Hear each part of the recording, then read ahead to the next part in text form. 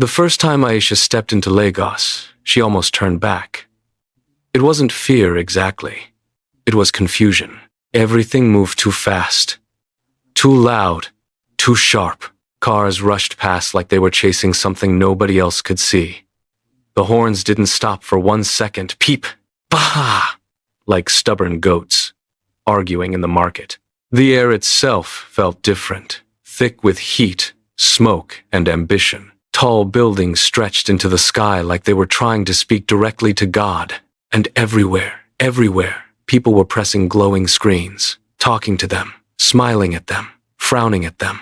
Aisha stopped in the middle of the sidewalk and whispered, almost to herself, "Chai, this place no be small."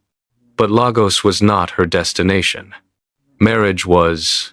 Back in her village, life had been simple. Wake up with the sun, sweep the compound, fetch water, cook, laugh with neighbors. Everybody knew everybody. Nothing was hidden. Nothing was rushed. Then, one day, everything changed. Tunde's mother came visiting. She looked at Aisha long and hard, like someone inspecting yam in the market. Then she nodded slowly. "This one, she will make a good wife." That was all. No long discussion, no love story, just decision.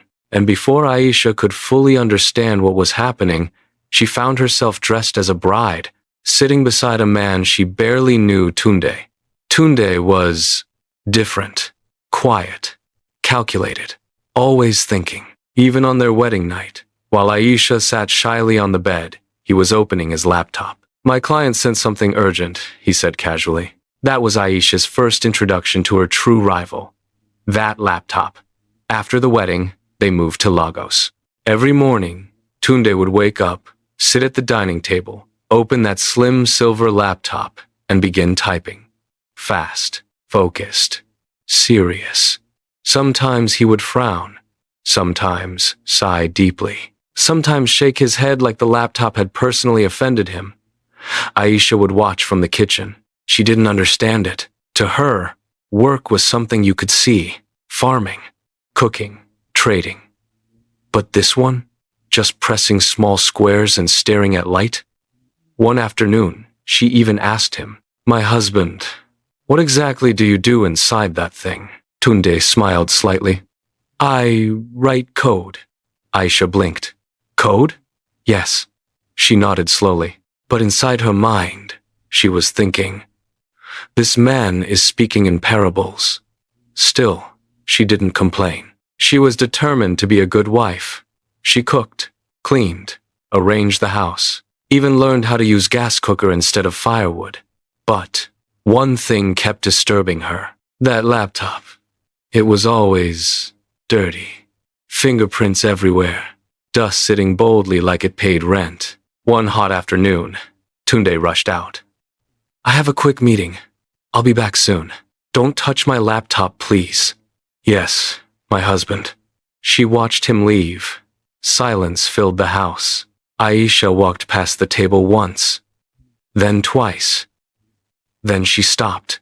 She turned slowly. The laptop was there, just lying down. Quiet, defenseless. She stepped closer, bent slightly, and ran her finger across it. Dust. Her face tightened immediately. "Ah," she shook her head. "This man Seth. How can you be living with this kind of dirt?" She looked around like someone about to commit a crime. Then she whispered, "No. As a good wife, I cannot allow this." Carefully, she carried the laptop.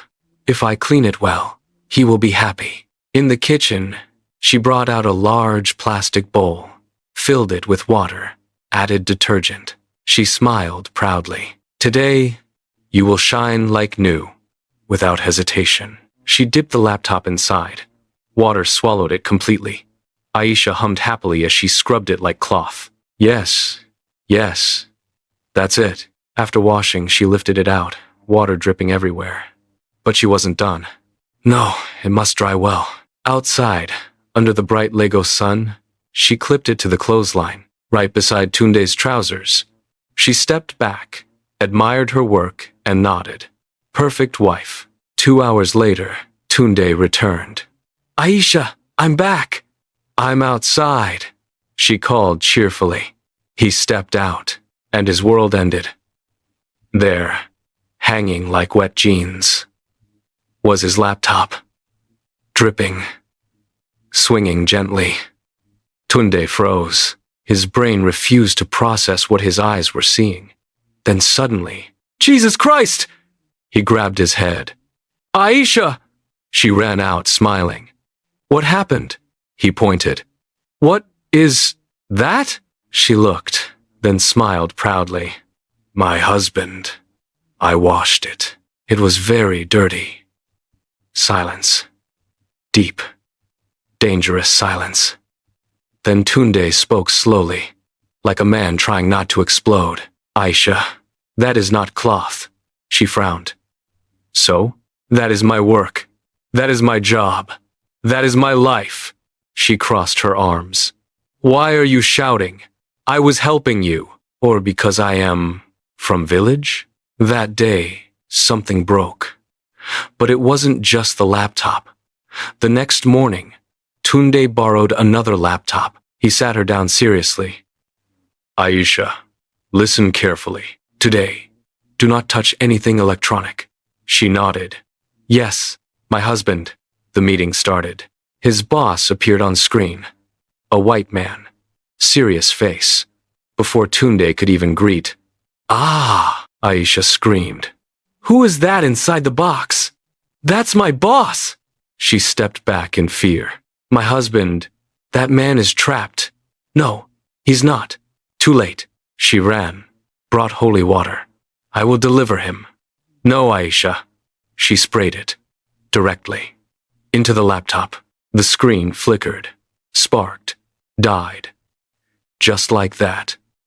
Tunde sat down slowly. Aisha, I'm finished. Days later, the call came. He lost his job. Everything changed. Money finished. Peace disappeared. Tunde became someone else. Short-tempered, quiet, frustrated. One night, after another rejection email, Aisha sat beside him. My husband, let us go back home. He laughed bitterly. Back to the village? She nodded. At least, we will eat. And so they left Lagos. Back to simplicity. Back to reality.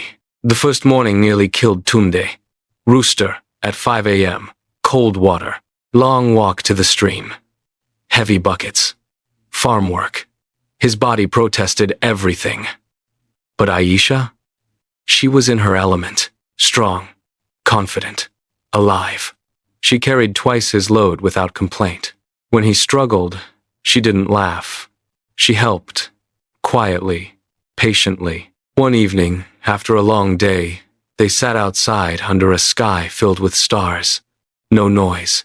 No traffic. Just peace. Tunde looked at her. Aisha, when you came to Lagos, you didn't understand anything. But you stayed. You tried. She smiled softly. I complained in my heart every day. He laughed lightly. And now, I understand. You were strong all along. I was the one who didn't know. Aisha leaned closer. My husband, life is not only one world. Tunde nodded. And love is learning each other's world. That night, for the first time since everything fell apart, Tunde slept in peace. Not because he had money. Not because he had a job, but because he finally understood something deeper. He didn't lose everything. He found something better.